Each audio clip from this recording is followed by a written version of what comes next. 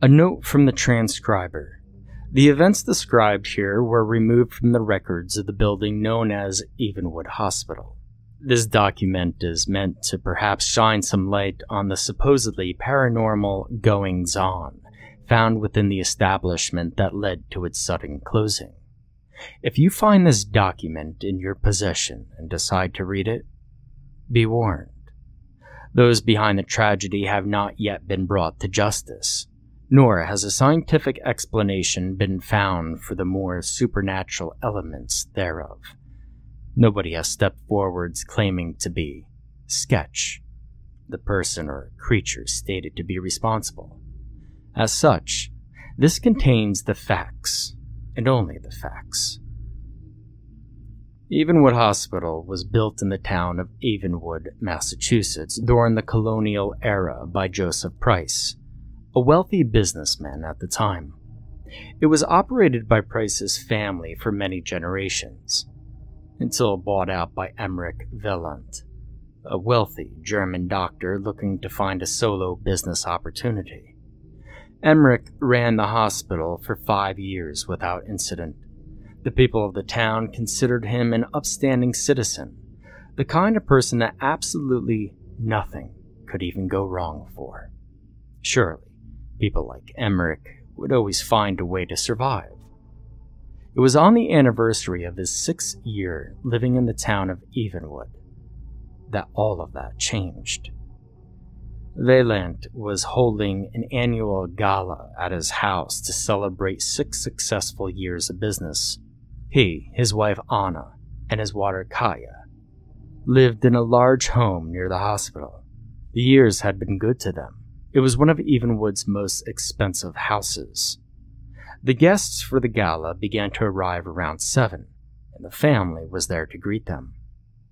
Anna was considered a great beauty, with golden hair and blue eyes.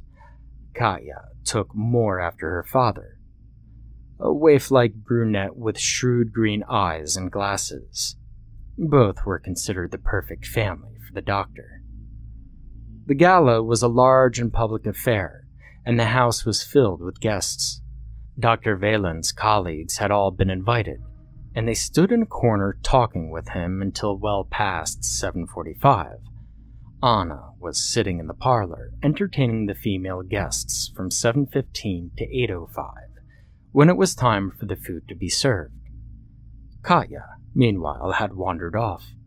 Nobody saw her from 7:30 to 8, although one guest fainted, claiming she'd heard the little girl screaming in pain from the upstairs conservatory, which had been boarded up for years. Emmerich opened up the conservatory. Katya was not inside.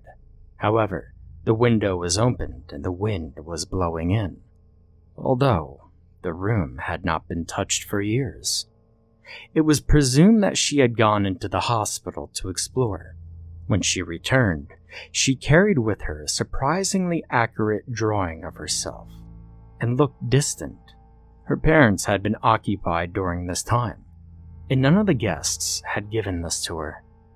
When asked, she said that there were presents from the Sketchman. Anna and Emmerich simply laughed at her. Lately, Katya had been constantly talking about an imaginary friend whom she called the Sketchman. She said he lived in an old room in the hospital, drew things for her, and didn't like to be ignored. When her parents had insisted that there was no such person in the hospital, Katya had thrown a tantrum, saying that he didn't like to be ignored. She said he had a dark red leather-bound sketchbook where he drew people who ignored him, and the people who ended up in that sketchbook would disappear. Anna and Emmerich believed that she had read one of those awful penny dreadfuls and sent her to bed without dinner that night. Katya had settled down and admitted tearfully that she had made up the story to scare her parents. Listening to her bring it up again, they believed it was a desperate bid for attention and let her be. The gala ran until 10 p.m. Around that time, Katya disappeared yet again. Her parents waved goodbye to their guests. then set about searching for their daughter. She had an uncanny habit of wandering off and disappearing for hours on end. They checked the house from top to bottom, even the attic and the basement, which had been locked. She was nowhere to be found. Thinking that she must have gone outside, Dr. Vaillant lit a lantern and set out to look for Katya on the property. By now, it was about 10:45. She wasn't anywhere near the house, so Emmerich turned to the woods. He was searching through the trees, calling his daughter's name, when his servant found him at 11. This servant was Vincent Clare, the butler. A vague account from Emmerich stating that something about Vincent had seemed odd that night. He appeared to be taller, and his uniform was stained with a substance believed to be artist's ink. Also, Vincent's normally well-groomed black hair was wildly messed. Dr. Vaillant assumed this to mean the man had been drinking, and duly resolved to dock his pay for it. The butler relayed the message that Katya had been found in her room, fast asleep at 10:55. Well, Emmerich was mildly confused, as he was almost sure he and Anna had looked in that room first. Katya had not been there when they checked, just a drawing of her. Shaking his head, he muttered about the late hour and retired to bed at 11:06. The next morning, Emmerich Vaillant awoke and left promptly for work at 6. Anna woke shortly after this at 6:15 and ordered the servants to prepare breakfast for her and Katya. Breakfast was served at 6:20, which was around the time when Katya awoke. As they ate, a letter was delivered to the house. It was addressed to Emmerich and contained a letter from Beatrice Clare, the wife of Vincent. Vincent had been found dead at 10:20 that evening, after a game of cards had taken a nasty turn. His opponents caught him cheating and decided to exact revenge by lynching. Anna was confused by this message, as Emmerich had returned to the house with Vincent at 11:03 p.m. She clearly remembered seeing him, although something had seemed different. Anna decided to visit her husband at the hospital, as the letter made her feel uneasy. She told the servants to look after Katya, who was nowhere to be seen and had presumably disappeared again. When she left, it was 7. Anna arrived at the hospital 2 minutes later, at 7:02. She went in immediately to look for Emmerich, uneasiness growing into fear. Inside, she tried in vain to compose herself, thinking that there had to be a logical explanation for the mystery unfolding in front of her. The servant she'd seen must have been somebody else, not Vincent after all. She walked the halls, calling for Emmerich. The hospital was surprisingly empty, she thought, although Anna could hear the sounds of patients' moanings and doctors bustling about. She never saw a single one. Every last sheet was ink-stained and free of any inhabitants. As she was leaving one hallway, she heard her husband call back, although his voice sounded muffled and far away, like he was speaking through a gag. At that time, it was 7:09. Anna entered the ward he had been in, which was numbered 522. The door slammed behind her and a patient claimed to hear her screaming, then saw blood seeping out from under the door, intermingling with black ink. However, that was not possible, as the hospital did not have a ward 522, and floor 5 was a storage area for old equipment. The door off the stairs leading to this floor, according to the janitor, had been locked up tight. And at home, Katya had vanished yet again.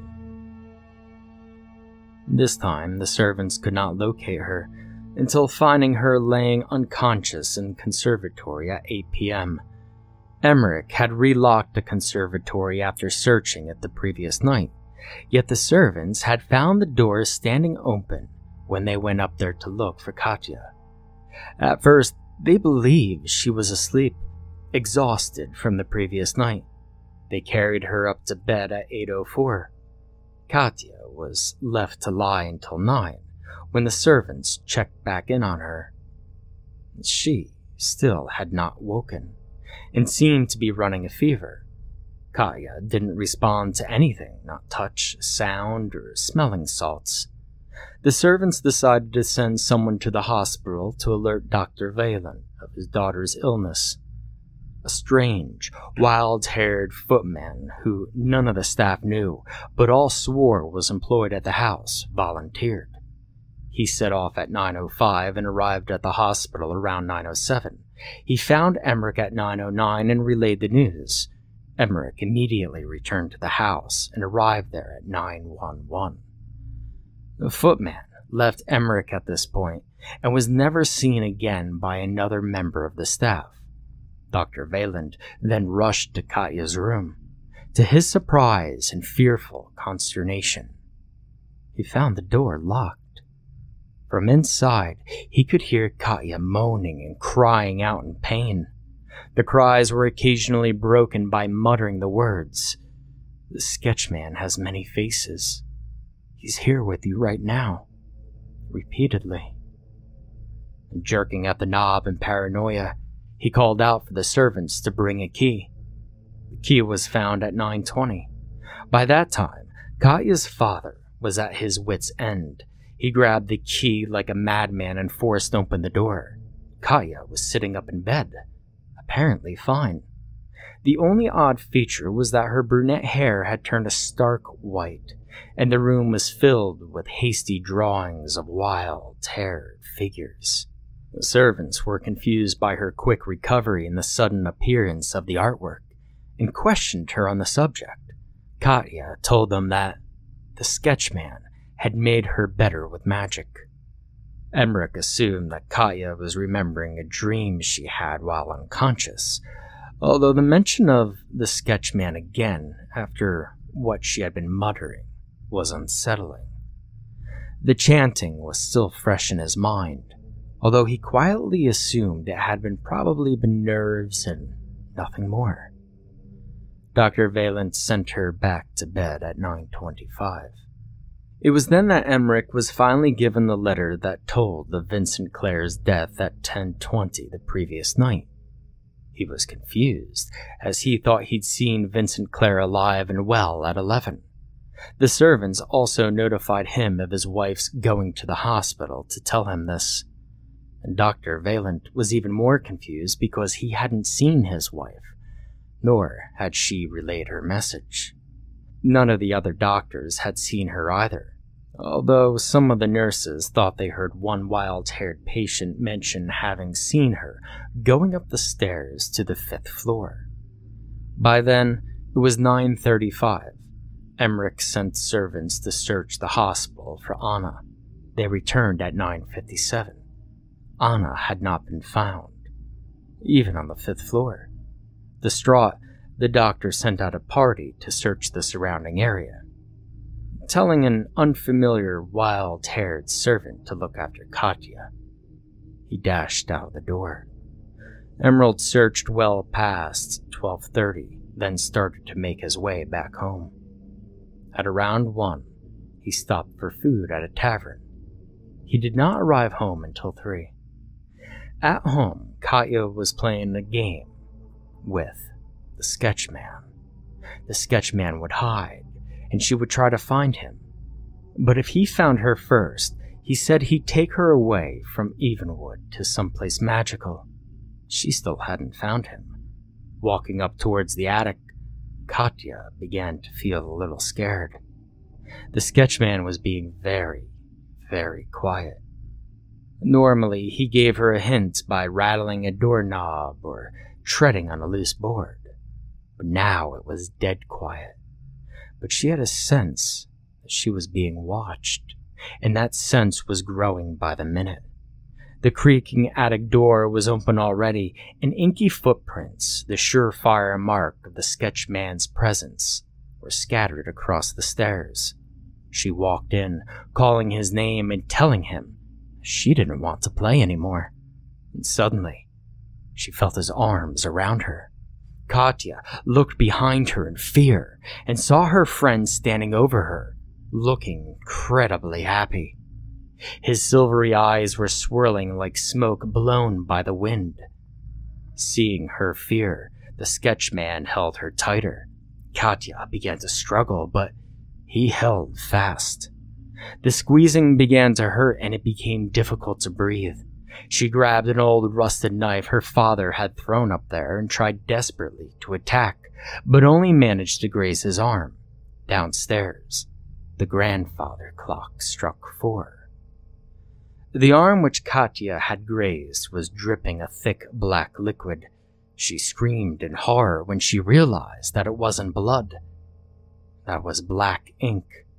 The sketchman gave an animal howl in rage and pain and grabbed the knife from her hand. Dipping a finger into the ink drawing from his arm, he wrote on the wall in spidery handwriting, "You told your parents that I didn't exist." He opened up a red leather-bound sketchbook and produced a drawing of Katya lying still and cold on an unidentifiable flagstone floor. The little girl's mouth opened wide in fear as she realized that the Katya in the drawing was dead. He raised the weapon and prepared to strike her with it, but instead, he slit open her dress in the back and began to slash at her exposed skin. Katya screamed, pain hitting her in waves and clouding her vision. Blood was everywhere, seeping from her body across the floor, and eventually, the pain became too much. Blackness ate up all that she could see, and Katya dropped into the ground. When the servants found her some time later, they noticed that the cuts were a picture of a wild-haired figure, but a little girl and a beautiful blonde woman were standing beside him, holding his hands. Below was written in 2 chilling words, "Together, forever." Emmerich was in sight of the house. He was crossing the lawn when he thought he heard Anna calling from him in the woods, although her voice sounded muffled and odd. Blinded by love and relief, he moved towards the sound. It grew in volume, making him think he was getting closer, then died away. He found himself in a clearing he'd never seen before. The trees were thick over his head, making the clearing dark and shadowy. He saw a figure standing in the middle of it. A figure with wild hair, hands covered by a mixture of ink and blood. The figure turned to Emmerich, gave a charismatic smile, pulled out a knife. A simple message was written with ink on the tree behind him. "You should have listened to Katya." Emmerich tried to leave but fell, scrambling wildly at the ground. The wild-haired person walked towards him, knife flashing silver as it struck downwards. Emmerich Vaillant and Anna Vaillant were never found. Their mysterious disappearances were only the first, and other workers there began vanishing, until Evenwood Hospital was forced to close. If their bodies did turn up, then they were covered in the strange scar drawings. These drawings depicted more and more people as the body count mounted, but the wild-haired figure was always the most prominent. Some believe that Anna, Katya, and Manfred's portraits in the gruesome drawing could still be seen. The town of Evenwood was greatly depopulated. Eventually, the settlement was abandoned by the last few inhabitants, then burned in an attempt to kill the past. The hospital was the only building not set on fire. Nobody dared go near it because of the horrible things that had transpired around it and the drawings on the walls. After the Vaillants met their end, the building became filled with the strange pen and ink artwork of the wild-haired figure. Eventually, drawings of the victims began to appear as well. Katya's body was supposed to be burned, but the last inhabitants of the town left in a hurry after they thought they saw a wild-haired man in the forest holding a knife. Instead of proper funeral rites, Her body was dumped in a hospital bed and left to rot. Sightings of the person is known as the Sketchman have been varying and sporadic all across the country. People who have seen him have disappeared after reportedly hearing a loved one calling to him. If bodies were found, then they were again covered in mysterious scars. Although all the cases were different, there was one common factor. People would report seeing an odd, wild-haired man posing as somebody they knew, then go off alone, claiming they heard a loved one calling to them. None of these people who fell prey to the Sketchman were ever seen alive again, and we can only assume that he is still at large.